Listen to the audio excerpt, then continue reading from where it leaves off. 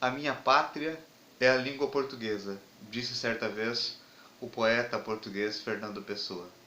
Certamente para se referir aí ao poder das palavras, ao poder da língua e a necessidade de aprendermos adequadamente todas as suas funções para também nos comunicarmos da forma mais adequada possível.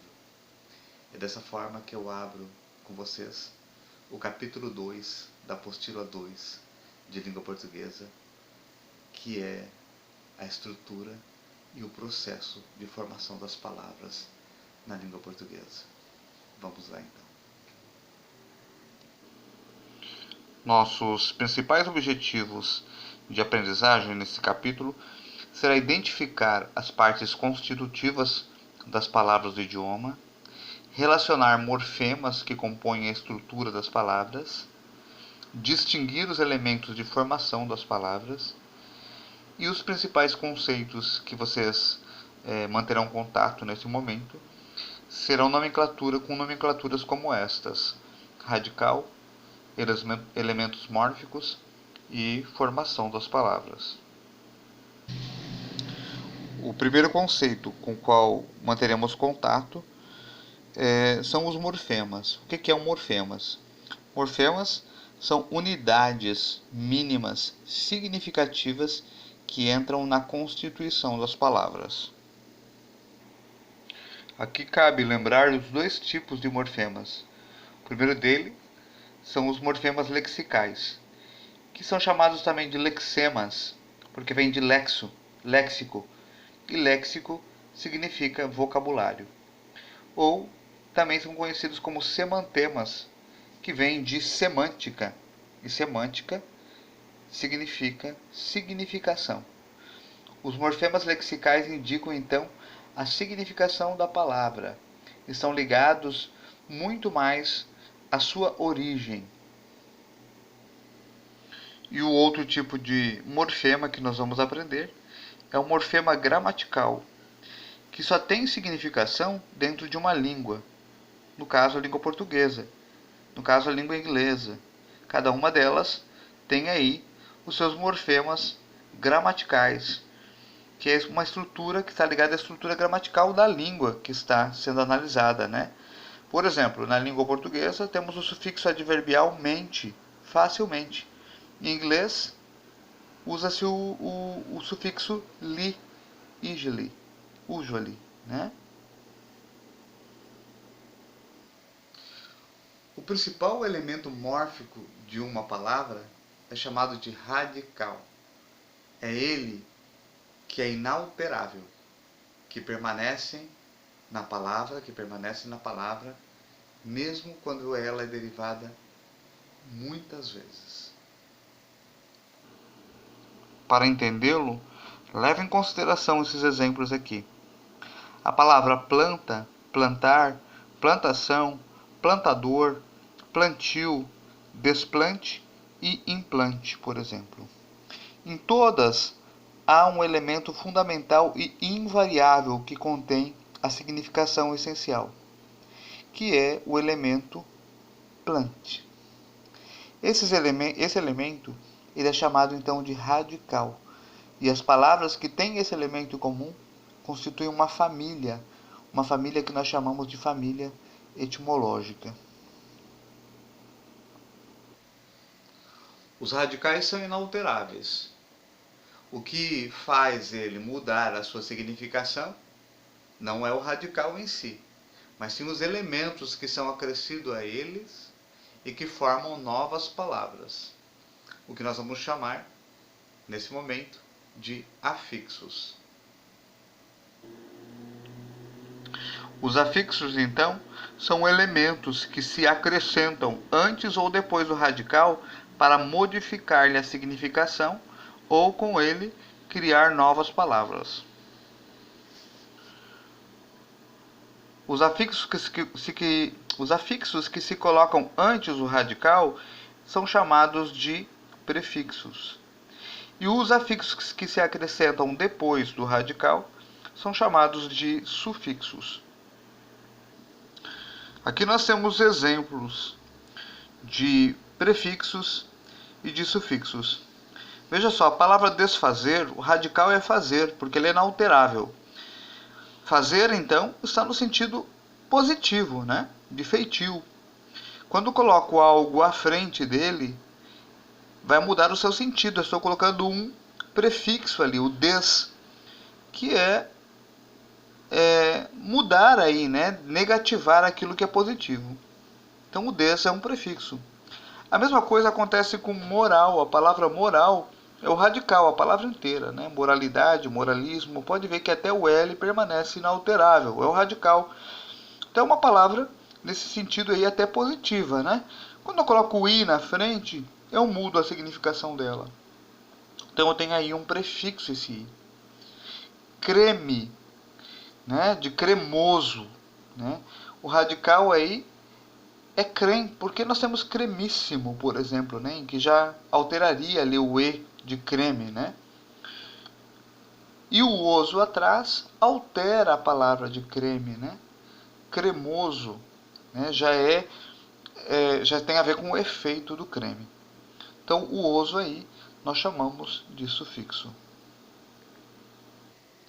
Entendemos então que os afixos são acrescentados antes ou depois dos radicais e mudam o significado da palavra. Agora, nós trataremos das desinências, que estão ligadas às flexões nominais e verbais das palavras. As desinências, então, são morfemas que indicam as flexões que os nomes e os verbos podem apresentar. Existem dois tipos de desinências: as desinências nominais e as desinências verbais. As desinências verbais, obviamente, estão relacionadas aos nomes, substantivos, adjetivos, e elas indicam então aí principalmente o gênero masculino e feminino e o número singular plural das palavras que apresentam essas variações. Já as desinências verbais, elas indicam as flexões dos verbos, que têm as seguintes variações. Aos verbos, as desinências, elas indicam aí a pessoa, primeira, segunda ou terceira, o número, essa primeira e segunda e terceira são relacionados ao singular ou ao plural, o tempo, presente, passado, futuro, o modo, indicativo, subjuntivo e imperativo. Exemplo: acabávamos, acabe, a, vá e mos. Nós temos aí a noção aí dos morfemas. A nossa língua, ela tem principalmente influência do latim e do grego. Por isso nós temos aí muitos afixos, prefixos, sufixos, né? Que precisamos entender de onde ele vem e o que ele significa. Os quadros que nós vamos mostrar para vocês aqui para frente, vocês encontram na apostila de vocês e podem ser consultados nos momentos em que você estiver fazendo os exercícios. É claro que não vamos ler todos, né? Mas você pode consultar esse quadro na sua apostila. Aqui nós temos alguns prefixos de origem latina, então, né? O a, o ab e o abes, por exemplo, na primeira linha ali, são prefixos de origem latina e que indicam afastamento, separação. Por exemplo, nós temos aí aversão, abdicar, abster, são prefixos que nos vão dar sempre a ideia de afastamento, indicam afastamento, né? Poderíamos pegar também o exemplo do ambi, que quer dizer duplicidade, né? Por palavras com prefixos ligado a esse ambi aí, que indica duplicidade, nós temos a própria palavra ambiguidade e ambidestro. O latim também nos forneceu alguns radicais muito utilizados na nossa língua. O radical agri, por exemplo, vem do latim e significa campo. Exemplo, nós temos agricultura. A mesma coisa, ape. Ape vem do latim e significa abelha. apicultor, por exemplo, né? Árvore, que passado para o português ficou árvore, e significa aí arborícola, tudo que está ligado ao arbóreo. O grego também tem a sua contribuição para a nossa língua portuguesa, né? E nós temos aí mais um quadro interessante para você consultar no momento que você fizer exercício e entender um pouco da sua língua, né? Por exemplo, nós temos aqui o prefixo ana, que significa repetição, afastamento. Então nós temos aí a anáfora, aprendido lá nas figuras de linguagem, né? E nós temos aqui análise. O anfi, né? Que significa duplicidade de um e outro lado. Nós temos o anfiteatro, o anfíbio, por exemplo. Do mesmo modo que o latim, o grego também nos forneceu alguns radicais que estão aí na nossa língua, né? Vamos pegar aqui do lado direito, por exemplo, a palavra, o radical philo, né? Que significa amigo.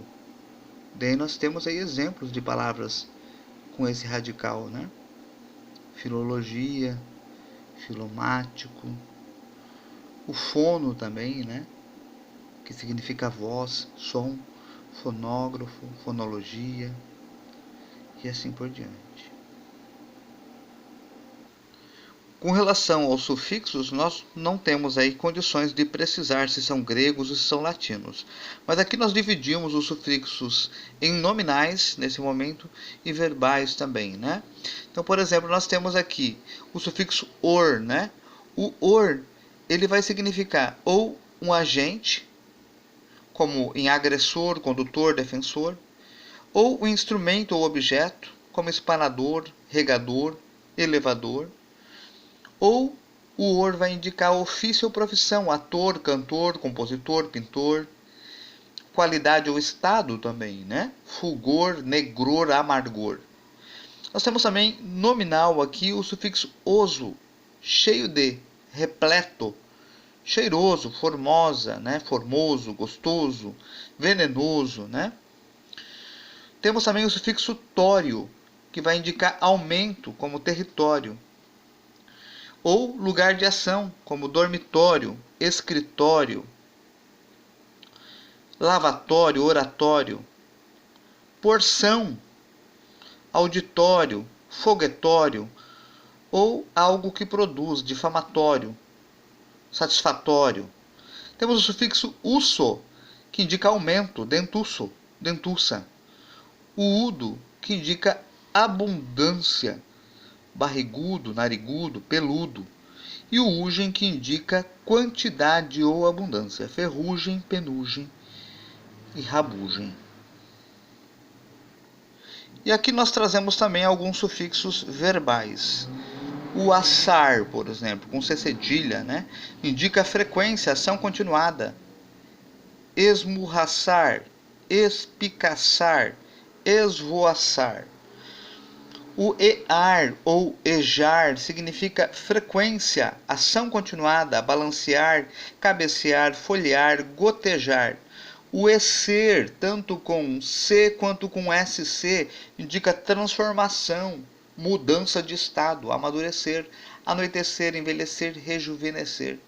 O entar indica causa, amamentar, atormentar, apoquentar. O icar, o iscar, indica diminuição, ação repetida e pouco intensa.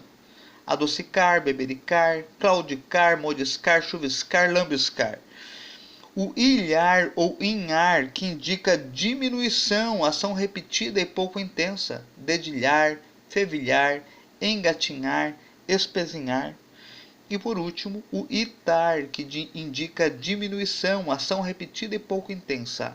Dormitar, saltitar e volitar. Quanto à formação das palavras, elas podem ser primitivas, derivadas, simples ou compostas. Vamos compreender. As palavras são consideradas primitivas quando elas não se formam de nenhuma outra palavra da língua. Exemplo, sol, feliz e honra. Elas podem ser derivadas quando ela se forma de uma única palavra existente na língua. Por exemplo, solar é derivado de sol, felicidade de feliz, e honraria é derivado de honra. A palavra pode ser simples, são as que se formam de um único radical, vinho, tempo e perna, por exemplo. E elas podem ser compostas quando elas se formam da união de duas ou mais palavras, ou de dois ou mais radicais, como vinagre, por exemplo, vinho e acre. Ou como passatempo, passa mais tempo. Ou como pernalta, perna mais alta.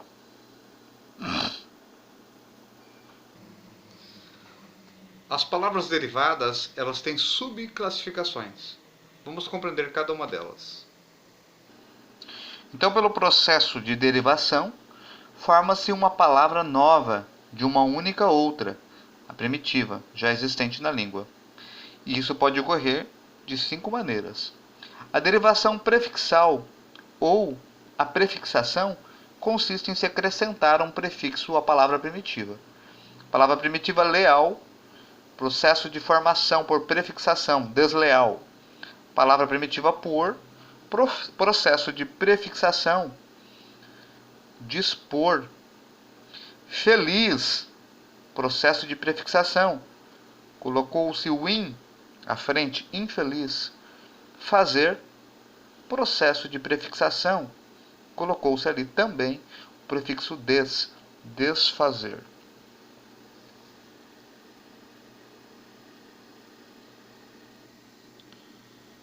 A derivação sufixal consiste no acréscimo de um sufixo à palavra primitiva. De terra, coloco o aço, terraço. Pedra, coloco uria ali, pedraria. Feliz, coloco mente, felizmente. Surge então uma palavra derivada por sufixo, sufixação. Temos também a derivação parasintética, quando o prefixo e o sufixo se unem a um radical, como acontece em abençoar, que vem de bênção, amanhecer, que vem de manhã, amaldiçoar, que vem de maldição, enrijecer, que vem de rijo, e enlouquecer, que vem de louco. Aí nós temos o acréscimo de prefixo e sufixo. Temos então uma derivação parasintética ou uma parassíntese, nomenclatura também utilizada em alguns vestibulares. Temos aqui também a derivação chamada de derivação imprópria, que depende de um contexto, porque é quando a palavra ela muda de classe gramatical, né, sem que altere sua forma. Nós temos, por exemplo, aqui, o jantar está servido. Aqui a palavra em destaque se classifica como substantivo, vem depois do artigo, o, né? E abaixo nós temos, todos estão se preparando para jantar. Nesse contexto aqui, deixa de ser substantivo e passa a ser um verbo, pois já indica uma ação.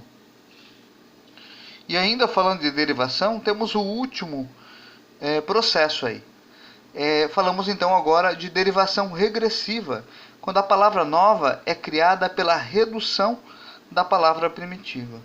Então a palavra alcançar perde fonema ali, alcance, foi reduzida. Ajudar, ajuda. Beijar, beijo. Cheirar, cheiro, né? Isso quer dizer aí que nós temos aí uma palavra derivada, mas derivada de uma forma regressiva, porque perdeu letras. Até agora nós nos apegamos às palavras derivadas e primitivas, ou melhor, as primitivas e as derivadas, e principalmente as palavras simples que não são compostas. Agora nós vamos falar um pouquinho do processo de formação das palavras compostas, que são chamados aí de justaposição ou também conhecido como aglutinação. Na verdade, são 2 processos aí que nós temos de composição: justaposição e aglutinação. Por composição, nós entendemos como o processo que consiste na formação de novas palavras a partir de 2 ou mais radicais. E assim como falamos, ela pode ser feita de duas maneiras. A composição, então, ela pode ser por justaposição. Ocorre quando os radicais estão meramente justapostos ou sem hífen, conservando cada qual a sua integridade. Então nós temos aqui exemplo de palavras que são compostas por justaposição. Quando elas não perdem fonemas, elas mantêm a sua integridade. Arco-íris, que são dois radicais, podem perceber que permanecem aí inalterados, né? Arco mais íris, beija-flor, bem-me-quer, cachorro-quente e cavalo marinho. Podem perceber que esses radicais eles permanecem inalterados. Por isso, dizemos que eles são compostos por justaposição. O mesmo não ocorre com o processo de composição por justaposição. Nós temos aqui a composição, então, por aglutinação, onde os radicais se fundem e sofrem perda de sua integridade fonética, ou seja, ocorre alteração no som da palavra. Destarte é a junção de desta mais arte, ou seja, perdeu-se fonemas aí, perdeu-se letras, inclusive. Então nós temos um processo de composição por aglutinação. A mesma coisa ocorre com embora, que na verdade vem de em mais boa mais hora. Fidalgo, que é filho de algo, também perde fonemas aí, Então temos aglutinação também. E planalto, que vem de plano mais alto. Então é isso, pessoal. Penso que agora estamos mais preparados para fazermos os exercícios da apostila. Encontro vocês em aula para que possamos dar início aí aos nossos estudos dos exercícios que ali estão na apostila. Abraços e até mais.